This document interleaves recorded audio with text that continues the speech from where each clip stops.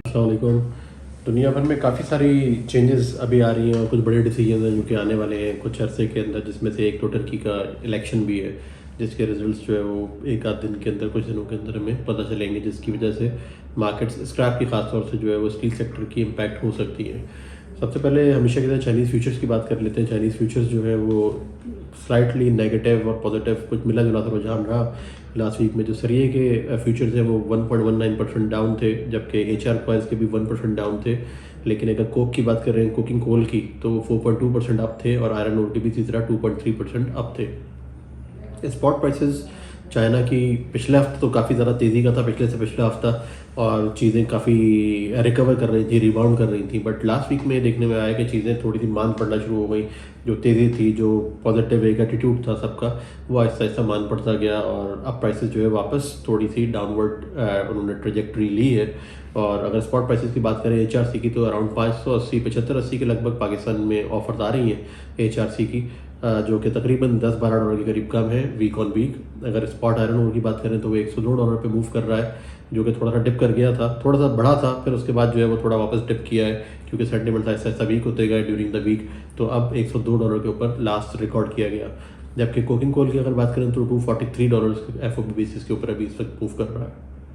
Wire rod के अंदर भी इसी किस्म का रुझान रहा। प्राइसेस थोड़ी सी डाउनवर्ड आई हैं, 570-80 के करीब भी कुछ ऑफर्स हैं FOB बेसिस के ऊपर वायर रॉड की चाइना से, और जिसका मतलब ये है कि सेल्स का उनका काफ़ी ज़्यादा स्लो चल रही है अभी इस वक्त। अगर CRC और गैल्वनाइज्ड कॉइल्स की बात करें तो उसके अंदर भी कमी आई है। तकरीबन CRC की प्राइस जो है वो $15 के आसपास वीक ऑन वीक कम हुई है, जबकि GI की प्राइस ऑलमोस्ट $20 के आसपास कमी नोट की गई है लास्ट वीक में।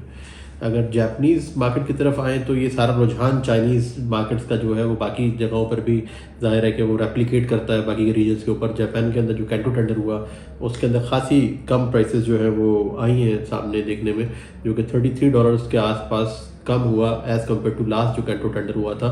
जिसके बाद फ़ौरन बाकी की मार्केट, साउथ कोरिया और जो बाकी मार्केट्स हैं, यानी वियतनाम है और कोरिया है और बाकी मार्केट्स के अंदर प्राइसेस का उसी किस्म का इम्पैक्ट देखने में आया और प्राइसेस थोड़ी सी नेगेटिव नज़र आई। वियतनाम के अंदर अगर स्क्रैप की प्राइस की बात करें तो तकरीबन $10 से $12 के करीब कमी आई है वीक ऑन वीक वहाँ की प्राइसेस में, क्योंकि फिनिश के हालात काफ़ी ज़्यादा ख़राब है वहाँ पर। फिनिश सेल अभी भी नहीं हो रही, प्राइसेस कम करने के बावजूद कोई उठाव नहीं है माल का। कैंटो टेंडर के बाद भी उसका भी इम्पैक्ट आया वियतनाम की स्क्रैप मार्केट के ऊपर। अगर हम बात करें US की तरफ से ऑफर्स की, जो बल्क ऑफर्स थी वियतनाम के अंदर जो रिसीव हो रही थी, वो भी तकरीबन $5 से $60 कम हुई हैं और एज ऑफ नाउ $405 के आसपास वहाँ पर ऑफर्स मौजूद है HMS की बल्क में फ्रॉम US। अगर वियतनाम में फिनिश की बात की जाए तो अभी फर्दर आगे नेगेटिविटी नज़र आ रही है। लोगों का ऐसा सोचना है कि अभी शायद प्राइसेस पे कम नहीं करेगी, फिनिश की सेल्स भी नहीं बढ़ेगी अनलेस कि चाइना स्टेबल हो जाए पूरी तरह से, और जो फिनिश की ऑफर्स जो बम्बार्ड की जा रही हैं वियतनाम के अंदर, उसके अंदर भी कमी आई। ताइवान के अंदर बात करें तो तकरीबन $5 के करीब कमी हुई है वीक ऑन वीक वहाँ पर, और US से जो ताइवान को स्क्रैप के ऑफर्स हैं वो तकरीबन $350 के करीब नोट की गई है HMS की। साउथ कोरिया के अंदर भी तकरीबन रुझान इसी किस्म का था, $3 से $5 की कमी आई है वीक ऑन वीक, और जो जापानीज़ ऑफर्स थी बल्क की, वहाँ पर वो भी तकरीबन $10 से $12 के करीब कम हो गई हैं as compare to last week. अब आते हैं टर्की के ऊपर, जो कि मेन इस वक्त जिसकी तरफ नज़रें हैं सबकी। इलेक्शंस के अंदर अभी तक कोई किसी किस्म का डिसीजन सामने नहीं आया और होपफुली मूविंग फॉरवर्ड कुछ दिनों के अंदर हमें उसके रिजल्ट मालूम होंगे, जिसके बाद मार्केट का असल सेंटिमेंट सामने आएगा कि टर्की के अंदर मूवमेंट किस किस्म की है, इकोनॉमी किस तरफ जाती है, रुझान कैसा रहता है, पॉजिटिव रहता है, नेगेटिव रहता है, किसी किस्म के कोई वहाँ पर मामला ख़राब तो नहीं होने वाले। तो इस वीक के अंदर पता चलेगा अभी कि क्या मामला हमें बनते हैं। बट लास्ट वीक के अंदर खासी एक्टिविटी देखने में आई, कम से कम 13-14 वेसल के करीब जो है वो बुक की है, 13 से 15 वेसल के आसपास बुकिंग हुई है, जिसमें USA से बुकिंग भी शामिल थी, यूरोप से, UK से, हर जगह से टर्किश कस्टमर्स ने खुल के बुकिंग की है, जो कि काफ़ी अर्से से उनकी जो रीस्टॉकिंग है वो ड्यू थी। तो अब वो रीस्टॉक कर रहे हैं। जो प्राइसेस सामने आई देखने में वो तकरीबन 375 के आसपास देखने में आई HMS की, जबकि 395 के आसपास श्रेडेड की प्राइस देखने में आई है। अगर पुरानी जो डील्स हुई थी इनकी काफ़ी अर्सा पहले जब ये बुकिंग कर रहे थे, तो उस टाइम पर प्राइसेस जो है वो लास्ट प्राइस हमारे सुनने में आई थी 393-395 के आसपास HMS की। तो प्रैक्टिकली तो ये प्राइसेस जो है वो नीचे आई हैं, बट एक्टिविटी हुई है उससे पहले ही लोगों के पास जहन में और लोग क्योंकि सुनने में ऑफर्स जो है वो आ रही थी 365-370 की भी। तो अगर उससे कंपेयर किया जाए तो प्राइसेस तकरीबन आप समझेंगे $7 से $8 थोड़ी सी अबव है एज़ पर द जो एक्सपेक्टेशंस थी सेलर्स की या बायर्स की। तो थोड़ा सा सेंटिमेंट जो है वो पॉजिटिव हुआ टर्की के मार्केट में आ जाने के बाद, वो एक्टिविटी होने के बाद। अगर हम बात करें डोमेस्टिक मार्केट की टर्की के अंदर, तो वो भी खासी पॉजिटिव रही। मार्केट रीबार की प्राइसेस जो है वो बढ़ चुकी हैं, तकरीबन 30 से $40 के आसपास आप समझे कि रीबार की डोमेस्टिक प्राइसेस इंक्रीज़ हुई है अभी। और ईरान और रशिया की अगर बात की जाए तो वहाँ पर भी बिलेट्स के ऊपर खासा प्रेशर नज़र आ रहा है अभी इस वक्त। अराउंड $10 से $15 के करीब प्राइसेस बिलेट्स की कम हुई हैं। अगर ईरान की बात करें तो 465 से 470 के करीब FOB प्राइस आ रही है बिलेट्स की। और अगर रशिया की बात करें तो वहाँ पर प्राइस तकरीबन 520 के लगभग सुनने में आ रही है FOB। अगर टर्की की बात की जाए तो 550 के लगभग ऑफर्स रशिया से टर्की के अवेलेबल है बिलेट्स बाय करने के लिए, बट कोई ख़ास किसी किस्म की एक्टिविटी देखने में नहीं आई।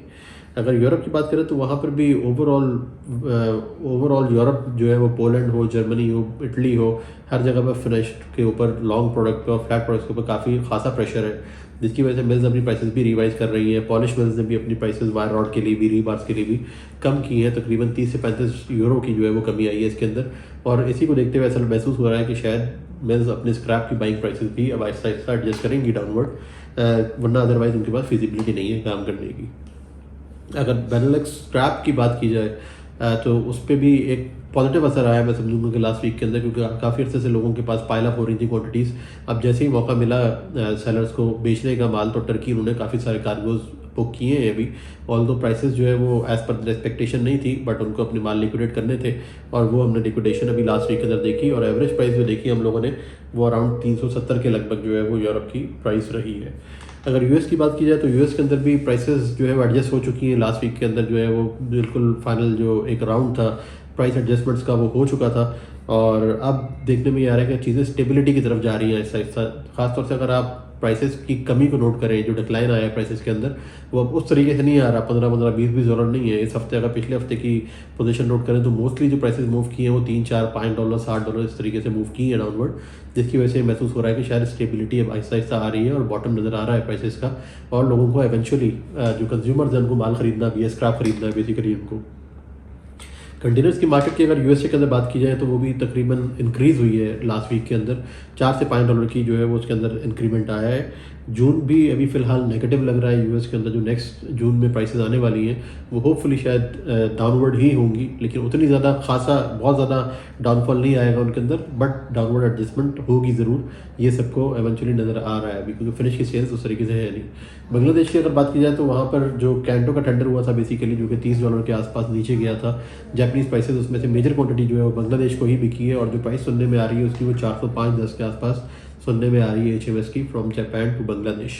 और बल्क ऑफर्स अगर यूएसए से बात करें बांग्लादेश के अंदर, तो वो तकरीबन 420 से 25 के लगभग HMS की प्राइस कोट हो रही है। कंटेनर्स की अगर बात की जाए तो कंटेनर्स की प्राइस तकरीबन $5 से $10 नीचे आई थी ओवरऑल जो बांग्लादेश को ऑफर्स हैं श्रेडेड की, और उसके ऊपर कुछ काम भी सुनने में आया है। अब जो प्राइसेस श्रेडेड की ऑफर हो रही है वो तकरीबन 445 के लगभग ऑफर हो रही थी बांग्लादेश में। जो करेंसी है टाका बांग्लादेश का, वो भी कम होता जा रहा है, ऐसा ऐसा डेप्रिशिएट हो रही है करेंसी उनकी, तो उसका भी खासा प्रेशर है। तो लैंडेड कॉस्ट जो आ रही है स्क्रैप की वो खासी ऊपर आ रही है अभी इस वक्त। अब इंडिया की बात करते हैं। इंडिया में खासी एक्टिविटी देखने में आई लास्ट वीक के अंदर। श्रेडेड की बुकिंग हुई, HMS की बुकिंग हुई। उसकी मेन रीज़न ये नज़र आती है कि इंडिया के अंदर पाबंदी लग गई है अभी। दुबई से जो स्क्रैप आ रहा था कंटेनर्स, कई 100 कंटेनर्स जो है वहाँ पर पोर्ट्स के ऊपर स्टकअप है, डिटेंशन डैमेज पड़ रहा है उसके ऊपर, एक अजीब सी गहमा गहमी की सिचुएशन है, और वो क्लियर नहीं हो पा रहे कंटेनर, जिसकी वजह से उनकी जो इन्वेंट्री प्लांट थी उसके अंदर का खासा गैप आ गया है, जिसकी वजह से वो भागम दौड़ के अंदर अब यूरोपियन HMS और शेड की तरफ जा रहे हैं। और जो भी प्राइस उनको मिल रही है एज़ कम्पेयर टू पाकिस्तान, काफ़ी हद तक उन्हीं लेवल्स पे जाके इंडियन कस्टमर्स बाइंग कर रहे हैं, जिसकी वजह से मार्केट को पुश मिला है। पाकिस्तानी कस्टमर्स को भी इसकी वजह से पुश मिला कि अब पाकिस्तानी मार्केट भी थोड़ा सा बेटर प्राइस पे करने को तैयार हो गई है अभी। तो वो मेजर रीज़न है कि इसकी वजह से इंडिया के अंदर एक्टिविटी नज़र आई। अगर हम लोग उसके अंदर इसकी बात करें, अपनी डोमेस्टिक प्राइसेस की बात करें इंडिया में, तो वो भी खासी इंप्रूव हुई है लास्ट वीक के अंदर। 500 से 800 रुपये के लगभग प्राइसेस इंप्रूव कर चुकी हैं। स्पॉन्ज आयरन के अंदर भी प्राइसेस पिछले 2 हफ्ते के अंदर अगर देखी जाए तो 700 से 800 रुपये स्पॉन्ज आयरन की प्राइस बढ़ी है, जिसका एक खासा पॉजिटिव इफेक्ट होता है स्क्रैप की इंपोर्ट के ऊपर या बाइंग के ऊपर इंडिया की साइड से। तो इंडियन मार्केट ऐसा लग रहा है कि स्लोली ग्रेजुअली वापस रिकवर कर रही है और वापस वहाँ पर एक्टिविटी नॉर्मलाइज होती चली जा रही है। पाकिस्तान की अगर बात करें तो यहाँ पर ऑफर्स मोस्टली 440 के लेवल के पे थी, और जो लास्ट वीक में काम हुए वो 435 से 40 के दरमियान हुए। मोस्टली काम 438, 439, 440 पे किया गया है पाकिस्तान में। जिस भी कस्टमर को अभी LC की लिमिट्स मौजूद है और अप्रूवल्स मिल रहे हैं, तो वो अपनी LCs जो है इस्टेब्लिश करते चले जा रहे हैं और प्राइस को इतना ज़्यादा अहमियत नहीं दे रहे। खासतौर से इंडिया ने जब से बाइंग शुरू की है शेड की और HMS की, तो तकरीबन $5-7 की प्राइस बढ़ चुकी है ऑलरेडी। अगर आप वीक ऑन वीक देखें पाकिस्तान की प्राइसेस भी, तो वो तकरीबन $5 से $7 ऊपर गई हैं शेडेड की। और उम्मीद है कि ये सेंटिमेंट्स अभी जारी रहेंगे, इसी तरीके से बुकिंग होती रहेगी। इन्वेंट्रीज शॉर्ट है, लोकल स्क्रैप शॉर्ट है अभी इस वक्त। रीबार्स के हालात नशे नहीं है पाकिस्तान के अंदर। लास्ट वीक के अंदर भी जो एडजस्टमेंट हुई है 8 से 10 हज़ार रुपये के करीब आप कमी कह सकते हैं कि वाक़या हुई है लास्ट वीक के अंदर। और उसी तरीके से बिलेट और स्क्रैप के ऊपर भी असर हुआ है। स्क्रैप उतना नीचे नहीं गया, 3 से 4 हज़ार रुपये के आसपास स्क्रैप की प्राइसेस के अंदर भी कमी आई है पाकिस्तान के अंदर। बट होपफुली वो रिकवर कर देगी अगर रीबार्स की सेल स्टेबल हो जाए। बट मेजर चैलेंज जो है वो पॉलिटिकल इंस्टेबिलिटी है पाकिस्तान के अंदर, जो कि लास्ट वीक के अंदर तो आधा हफ्ता तो पाकिस्तान पूरा बंद रहा, अफेक्टेड रहा। होपफुली इस हफ्ते देखते हैं, अभी भी काफ़ी सारे जलसे जुलूस की कॉल्स हैं। बहुत एक अजीब सी जो है वो टर्मोइल से गुजर रहे हैं हम लोग बेसिकली पॉलिटिकल। वो किस तरफ मामलात जाते हैं उस पर डिपेंड करती हैं चीज़ें। बट होपफुली अल्लाह करे कि जल्द से जल्द ये मामलात नॉर्मलाइज हो जाए, चीज़ें स्टेबल हो जाए। तो उम्मीद है कि पाकिस्तान के अंदर भी काम अच्छा खासा निकलेगा और रीज़नेबल तरीके से निकलेगा और रीज़नेबल प्राइसेस होंगी और फिजिबिलिटी बैठेगी। अभी तक के लिए यही अपडेट्स थी। मैं इंशाल्लाह फिर से हाजिर होऊंगा। Thank you very much.